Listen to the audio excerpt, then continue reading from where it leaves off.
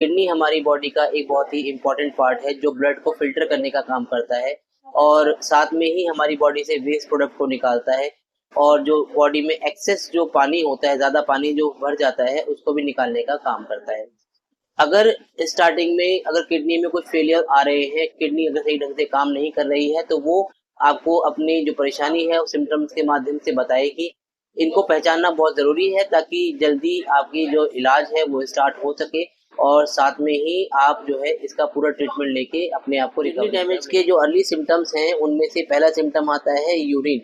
Urine की जो quantity है, जो मात्रा है, अगर वो कम हो जाती है या बढ़ जाती है या पेशाब में झाग आते हैं, तो हम समझ सकते हैं कि किडनी में कोई दिक्कत आ रही है। अगर पेशाब ज़्यादा आ रहा है या पेशाब कम आ रहा है, तो किडनी आपका सही ढंग से काम नहीं कर रही है। पेशाब में अगर झाग आते हैं, तो ये दिखाता है कि किडनी में आपके जो प्रोटीन है, उसकी मात्रा ज़्यादा निकल रही है और अगर पेशाब में कोई खून आता है तो ये दिखाता है कि किडनी डैमेज हो रही है। जो किडनी में आता है वो है शरीर में सूजन का आना। अगर किडनी ब्लड को सही से प्यूरिफाई नहीं कर पा रही है या बॉडी में जो एक्सेस वाटर है उसको नहीं निकाल पा रही है, सोडियम का बैलेंस नहीं कर पाती है, तो शरीर में सूजन आनी शुरू हो जाती है। बेसिकली ये जो सूजन है, ये पैरों पे आती है, टखनों के पास रहती है, आँखों के आस-पास रहेगी।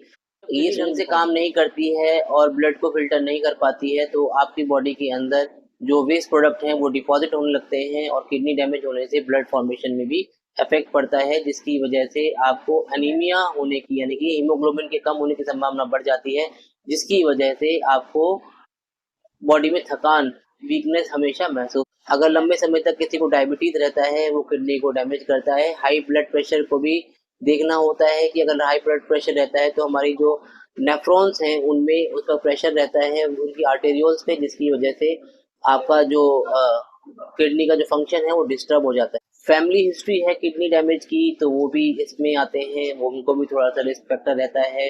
किसी को ओबेसिटी है, उसकी वजह से भी किडनी डैमेज के चांसेस बढ़ जाते हैं। धूम्रपान करने वाले हैं, कोई अल्कोहल लेने वाला है, उनको भी किडनी डैमेज के चांसेस रहते हैं। किडनी डैमेज से बचने के उपाय, एक अच्छा खाना खाइए, नमक वगैरह का सेवन कम कीजिए। अगर ब्लड प्रेशर आपका बढ़ा हुआ है, तो उसको मेंटेन करने की ज़रूरत है और अगर आप डायबिटिक हैं, तो डायबिटीज़ को चेक रखना ज़रूरी है। डायबिटीज़ एक ऐसा ज़हर है जो आपको धीरे-धीरे मारता है और ये बॉडी के ऑलमोस्ट सब जितने भी वाइटल ऑर्गन्स हैं, उनको डिस्टर्ब करता है। फिर अगर आप अल्कोहल लेते हैं, तो अल्कोहल आपको अवॉइड करनी होगी। नियमित इसके लिए टेस्ट कराना होगा, यूरिन का टेस्ट होता है, यूरिन रूटीन माइक्रोस्कोपी और केएफटी करना होता है, किडनी फंक्शन टेस्ट, जिससे कि आप वक़्त के रहते पता लगा सकते हैं कि आपकी किडनी डैमेज तो नहीं हुई है और आपको पूरा मुकम्मल इलाज मिल सकता है।